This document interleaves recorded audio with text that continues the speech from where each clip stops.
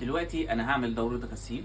عندي كوبايات مجيرة، هعملها دلوقتي دورة غسيل. الكاسات، الحاجات اللي انا قلتها في الفيديو اللي فات اللي بيشوفوها خاصة بالكاسات.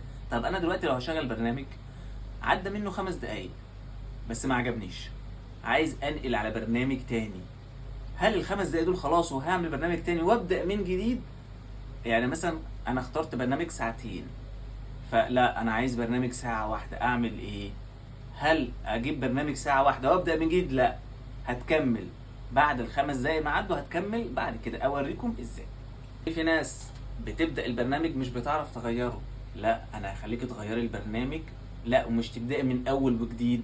يعني مثلا شطفتي 5 دقايق مدة شطف، فهتروحي البرنامج الجديد وتعملي شطف تاني، لا هخليك تكملي بنفس الوقت.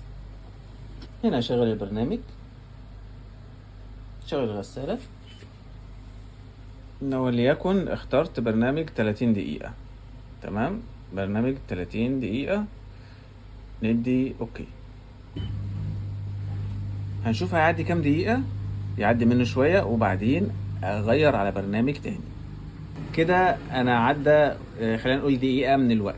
تمام، انا بقى مش عاجبني البرنامج ده 30 دقيقة، انا عاوز برنامج غيره. اعمل ايه؟ اروح هنا على ستوب، من زر التشغيل ده اعمل ستوب، وقفت الغسالة تماما. اروح اغير البرنامج من هنا، اجيب مثلا برنامج ال50، انا رحت على برنامج ال50، اروح تاني على تشغيل وادي. شوفوا لما جاب لي ده برنامج ال50 دقيقة، جاب لي ايه هنا؟ جاب لي 49، ما جابليش 50 لان انا خدت دقيقة شطف في البداية، نقصها لي، ما بدأش من البداية.